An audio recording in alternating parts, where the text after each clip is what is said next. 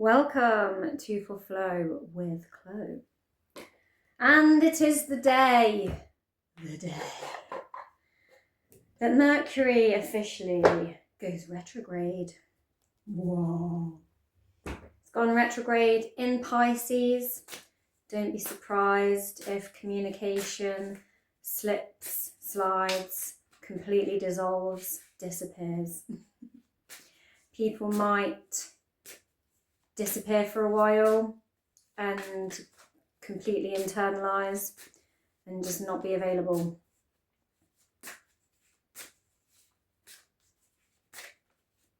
It's a time for introspection and retrospection.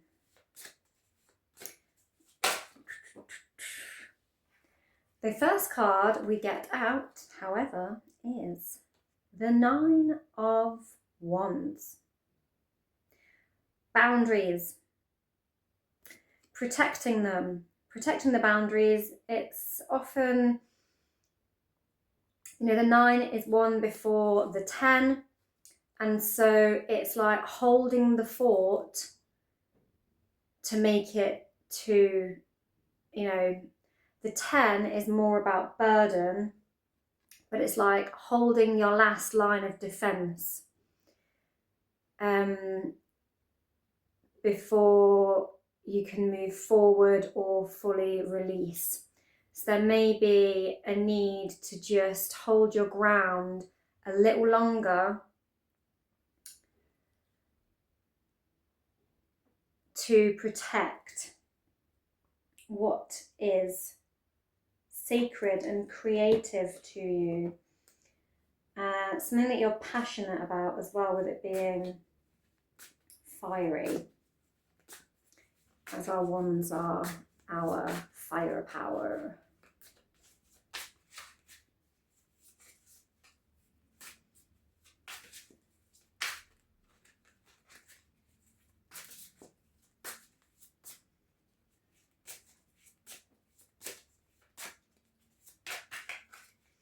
I am going to pull a shadow card as well during this reading from my Witch's Shadow Work Oracle deck. Okay, it wants to give me this chunk here. Okay, just noting as well that we have had the Neptune and Saturn in Aries conjunction recently as well. And Aries is a fire sign, so we've got two major energies hanging out there in the fire signs. We also have the Ace of Cups. Big emotional fulfillment, peace, and we have this beautiful lily, lotus type flower emerging and opening and unfurling. And so it's a symbol of, something rising from the depths. And we've got the cup sort of like rising up out of the water and overspilling. And this lovely heart with the hands and the dove flying over. Peace and unity. Big cup full of it. I'm also I got acting with grace. That just popped into my head from somewhere. And we have the 7 of Pentacles, assessing.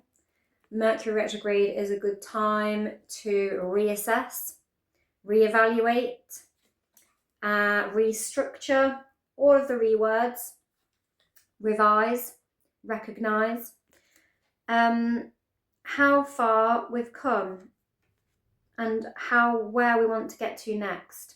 It's like a reassessment point of your personal growth, like a bit of a milestone. And she's like, I've got 7 sunflowers. Do I need 3 more to make it 10? And then weirdly we have a 3. The 3 of Cups.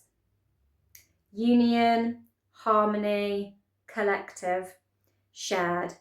Lovely little trine. It's quite like the heart actually as well. I'm trying to do it with the hands.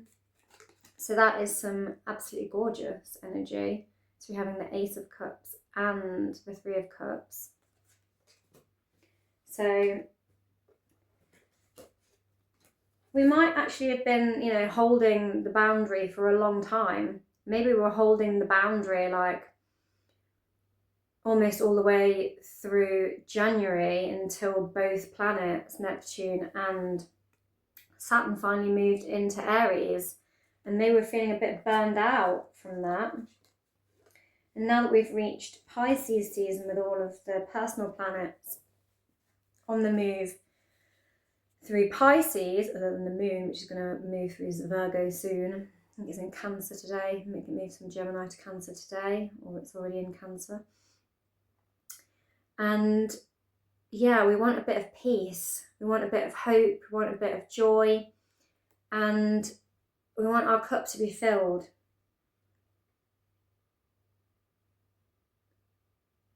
And we just want some peace and harmony.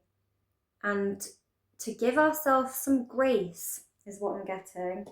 Give ourselves some grace.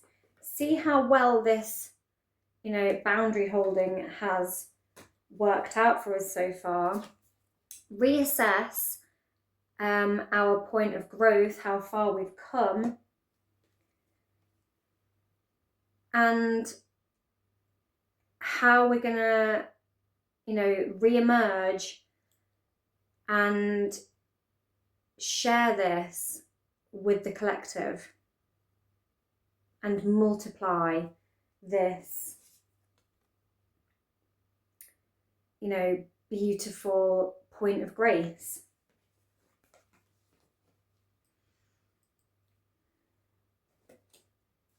I'm going to take a few more.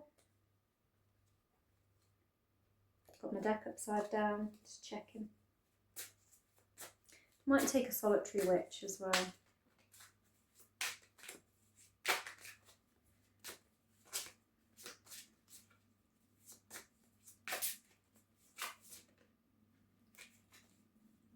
We get the King of Swords.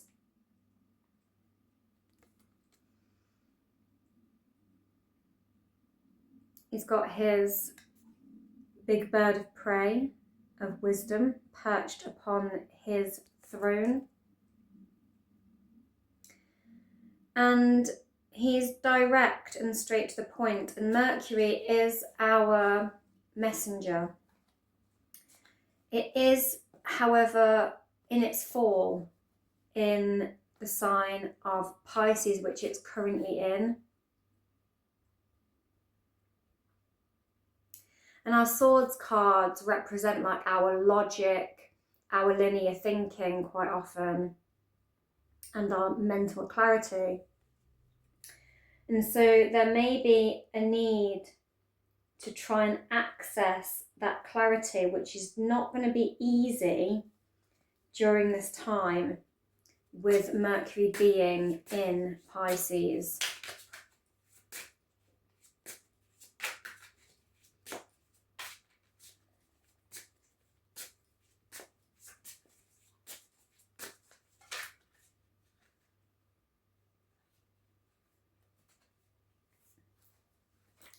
And we get 0, the Fool. A new beginning, a transformative new beginning with all of the little butterflies flying around her. And this whole Neptune and Saturn in Aries, with Aries being the cardinal sign and the first sign in the new wheel of the zodiac, it is marking a new era. A new beginning. And this year, 2026, is going to be largely governed by fire and air energies, with Pluto in Aquarius, and as starting the year with so many planets in Aquarius. They're all kind of like making their way through Pisces now. It's like everything's having a final closeout while we prepare for the new start. And with this Mercury retrograde occurring in the final sign of the zodiac of Pisces, I think this is like a final reassessment. I feel like it's like maybe a final reassessment of the past 2 years. I don't know why, 2 years I'm getting. And we have the King of Cups, very Piscean. He's got his little fish there.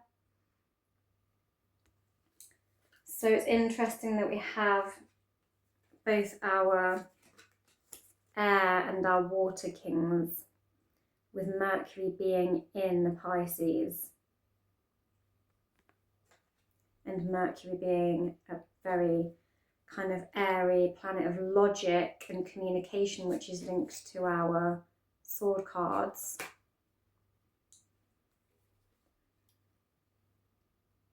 Mercury rules Virgo and Gemini. And Pisces is the opposite sign to Virgo. And it's very much about the sort of dreamy spiritualness. And Virgo is very much more about the minute details, the refined minutiae and the logic.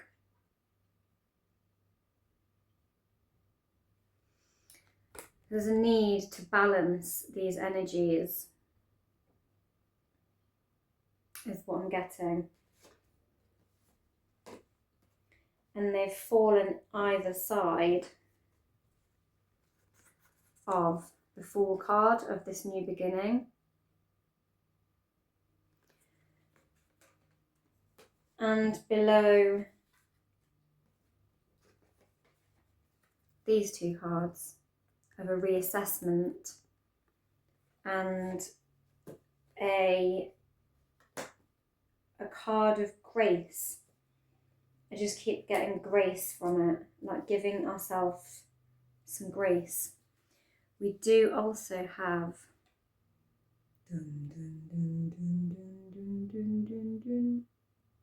Del Diablo, the devil, with his big golden shackle. Definitely going to be pulling that shadow card now. Just a little clarification before we move on to our shadow card. Holding the fort for a long time, possibly feeling a bit burned out, but you know, trying to protect a cause that's quite passionate to you. Needing to have a bit of hope, like a renewed hope, and need for some self-empathy and some self-compassion and grace, like giving yourself a period of grace, of compassion to recover from that. Taking a pause, a necessary pause to reassess where you're going, where you've been, what you've accumulated. How to then, you know, grow on that further and develop that further and make it something that is fulfilling for more than just you, potentially. How to further grow it into an emotionally fruitful place. So a possibly financially and emotionally fulfilling place. A new beginning and a new development, a new cycle that is gained or assisted, if you can, use both your logic and your empathy. You need to use your intuition as much as your logic. You need to find both energies. You need to find both your Piscean, like caring, compassion qualities, but also have your clear thinking, rational directness of your King of Swords. And you need to use those qualities in order to not get tripped up into any tricky traps with the golden handcuffs.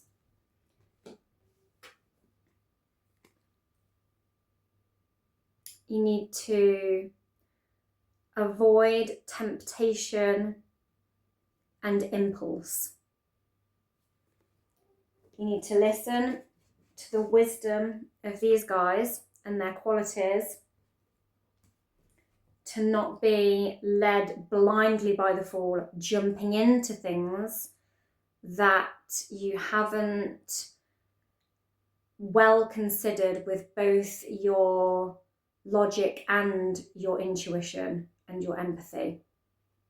Don't go making any sudden decisions. You need to assess. Because this guy might be waiting to trip you up otherwise and snap you in his golden shackle. So I am going to pull from the Witch's Shadow Oracle deck now. Because often acting out of impulse, particularly in Mercury retrograde, we have also got that lunar eclipse in Virgo on the 3rd up here in the Northern Hemisphere. It might be the 2nd if you live somewhere else. Yeah, but acting rashly in a Mercury retrograde is very ill-advised. Check the details. We actually have three cards from the shadow deck that just spilled themselves out. We have the Lover. There's sort of like archetypes. The Woodcutter and the Cave. I'm going to go with the Lover first, because it's the first one that I turned over when I picked them up, when I saw what they were. So this is, as a shadow card, very much about where have you invited the wrong kind of love, basically. Where have you invited the wrong sorts of people into your life as a lover? What qualities is it you are really seeking in someone else? And before you rush in and impulsively, through attraction or whatever, you know, dive in to this person and a relationship and inviting them into your life in any way, do they actually have the qualities that you are looking for? And where have you allowed yourself to be misguided through attraction before? Notice that her hair is a snake. Not quite sure why the man's hair is not snaky. Just saying. Women and snakes and all that. But yeah. Temptation. We had the Devil and the Fool, about not rushing in. Reassess. Act with compassion for yourself. Hold strong boundaries, even if it's bloody exhausting at times. But yeah,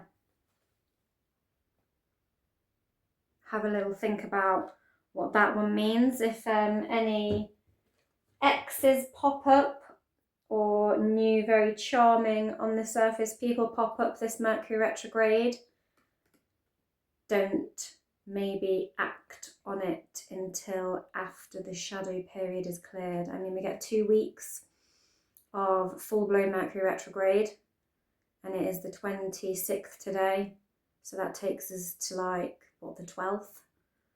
And I think on the 13th, around then we go into the shadow period for another 2 weeks.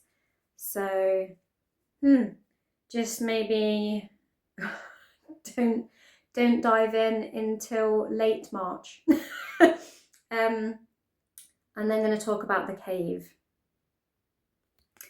So the cave is often a symbol of rebirth. It can also be a symbol of self-confrontation. Entering the cave, it's dark and it's lonely.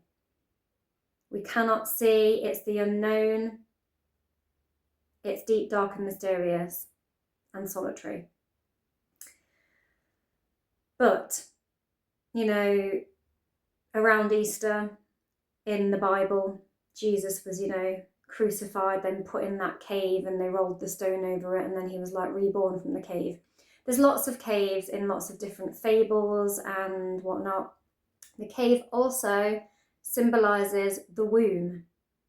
We are all born from the dark space of our mother's womb. Some of us came in with a twin, not many of us, but generally we enter this world alone and we leave this world alone. And it's therefore often a place of death, rebirth, and confrontation of your true nature. And so the solitariness of it can be very healing, transformative, but it can also be challenging and frightening to be alone in the dark. And we have had this card of, peace, love, and like with the dove, I'm getting like quite a rebirth on this as well, and this like halo of light around it, like this someone re-emerging from the cave opening, and like the ring of light at the doorway of the cave as you re-emerge, like, I learned so much on my solo mission in that cave, confronting myself and being reborn and transforming. And also the Fool, the zero, death and rebirth, new beginnings. The Fool is a zero. It's a clean slate, which is why you need to be careful about not getting tripped up, because it's full of youth, enthusiasm and innocence, and the devil feeds off of innocence and that kind of abundant optimism of people who have not learned yet their lessons, much easier to manipulate and feed from. And so maybe we need to confront some truths in the cave and be alone with ourselves to give ourselves this point of assessment, reassessment, this point of, grace to ourselves, of compassion to ourselves, a withdrawal, so that we can have a new beginning. And the woodcutter. Now, we have this axe in a pond with a cosmic hand fishing it out, looking all magical. And so this is, funnily enough, as we're in Mercury retrograde, a story about Mercury. So a woodcutter dropped his axe into a lake. And Mercury, the messenger, he decided to dive down there and retrieve it for him. But it came with a twist. Mercury wanted to see if the woodcutter would tell the truth. Mercury likes truth. When we are in the water, Pisces are in water, it can get murky down there in the depths. And Mercury can be very murky. And in its fall, and we've got these acts that have fallen into the lake, and can't be seen, like disappeared, lost. That's very much how Mercury is in Pisces in retrograde. It's like a retrieval, things that are retrieving it. Anyway, retrieving the truth from the bottom of a lake seems awfully symbolic right now with Mercury retrograde in Pisces. But Mercury, he goes down into the bottom of the lake and he fishes out an axe. It's a golden shining axe. And the woodcutter is like, oh, that's not my axe. And Mercury's like, really? He's not even going to like try and claim this axe? What? It's golden and shiny. But it's like, okay, fine. He goes back down and he pulls another axe up. I think this one's a nice silver shiny one or something. Equally like a good axe, not as good as the gold one, but a lot better than the woodcutter's real axe, which he finally pulls out after the woodcutter's like, no, that one's not mine either. He pulls out the woodcutter's very battered, broken wooden axe, and the woodcutter's like, yeah, man, that's my axe. And Mercury rewards him by giving him the golden axe anyway for just telling the truth, because he was so impressed by the honesty and genuineness of the woodcutter that he thought he deserved the golden axe. Anyway, another guy that finds out about this through the woodcutter when the woodcutter goes down, like, I know, down the woodland pub, and tells his mates, who are also woodcutters, I suppose. So they try and play the game and lie, and they don't get a nice golden axe. He gets bonked over the head real hard with the gold axe and gets no axe at all, not even his original one, for being such a fool. Don't be a fool. And don't be seduced. There's a sort of tale of seduction with the shiny golden axe in this tale. And so I guess it's like Mercury can be the trickster. It likes to play tricks.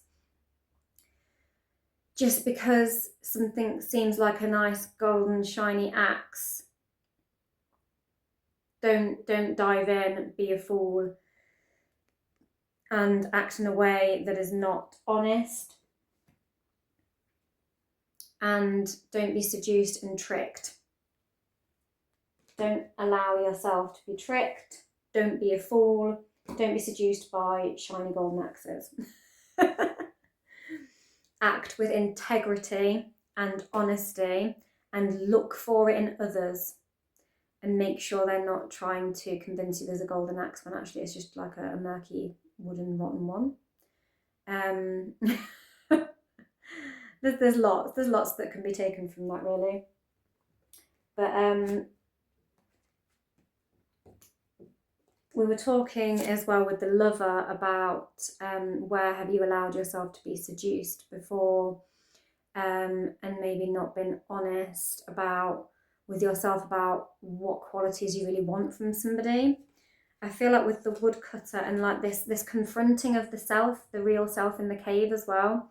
What I'm getting as well is like, don't lie to yourself. Where have you been lying to yourself really, and not really confronting the truth about your part in your willingness and ability to subconsciously to be seduced and tricked? And definitely wait until after the Mercury shadow period to make any big decisions. Oh, I didn't ever do the solitary witch card, did I? I said I'd do it and I didn't done it. Let's do it now. Oof, this is a big deck. How far my fingers are having to stretch.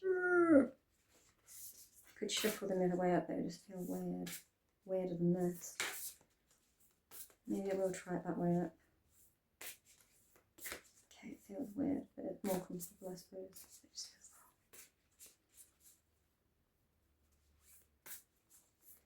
big, big cards. Ooh. And it's that one. Oh my god, I can't get it. The Maiden, Mother and Crone. Oh, there's one stuck to the back of that one as well. Spells from the Hearth. Nice. So that's interesting that we have the Maiden, Mother, Crone, harmonious trilogy, and we have the Three of Cups. You see? Do you see? The power of three, so mote it be. And they've got a shared big cauldron. They've got their vessels. Maybe they'll be drinking the good stuff from the cauldron. Love it.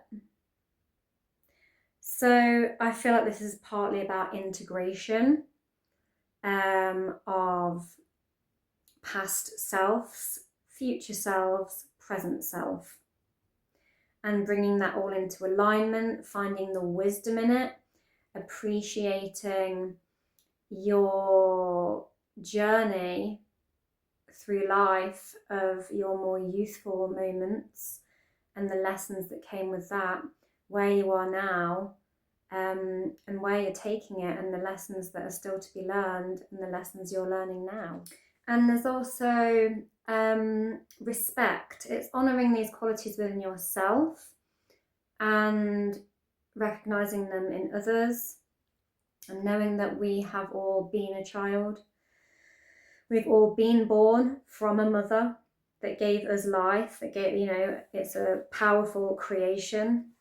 We are their powerful creation when we come into this world, and we powerfully transform their lives, and they powerfully transform our lives, and we will all eventually be the crone, which is a more solitary creature of wisdom, and we will look back as the crone and remember, for many of us, both of these stages, but not for all of us. But we still have, connections to younger people in our lives that may represent, the maiden, or like the younger version of us.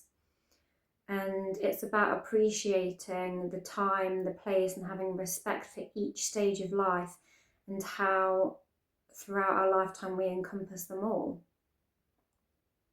And that power of that creation, they conjure together. They know the power of all three energies and how powerful it is to integrate all three, and how, as a collective, there is wisdom, magic, and healing, like drinking the healing waters of wholeness, this harmonious trine of the coven. And we get spells from the hearth. So at the hearth, it's the centre of the household. Traditionally, it's where we would eat our meals, warm ourselves. The hearth was the centre of the home.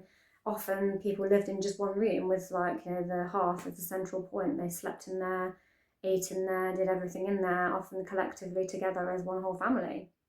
But, this girl is sat very alone, but she's receiving that warmth still. And again, cauldron hanging, cauldron, we drinketh, the healing waters, yeah. Lots of Piscean vibes there with the big cups and cauldrons and magical healing waters.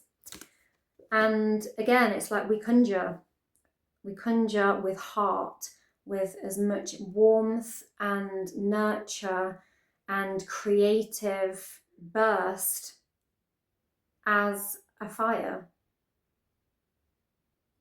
Heartfelt wishes, heartfelt magic. Lovely. And so there's definitely something to be said about retreating and going within to reassess and analyze and integrate our own energy before we can absorb it, alchemize it, unite it, and then send it back out to the world. I feel like this Mercury retrograde is going to be a real internal energy with lots of processing, lots of inner work, and lots of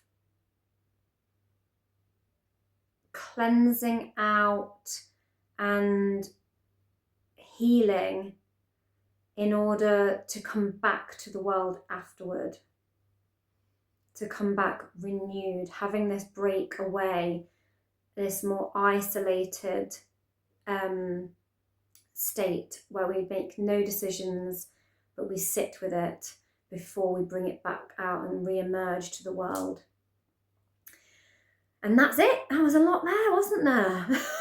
That's a big reading. Happy Mercury retrograde. Hope you enjoyed the little axe fable there. And yeah, happy surviving Mercury retrograde.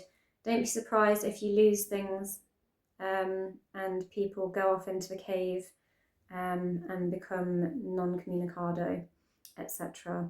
They are just processing and, you know, having a little moment of grace with themselves to try and rebirth, transform, etc. And you must give them that grace. You must seek it for yourself also, and don't act recklessly. Thank you for watching. Thank you to all your new subscribers. Thank you to Mercury retrograde makes my tongue go crazy. Thank you to all you continual subscribers. Don't forget to like, share, subscribe, and have a wonderful rest of your week. Bye. Oh, also, I'm going to be recording a I get my brain. I'm going to be recording a Virgo lunar eclipse class as well, which I'll be posting at the weekend, so look out for that.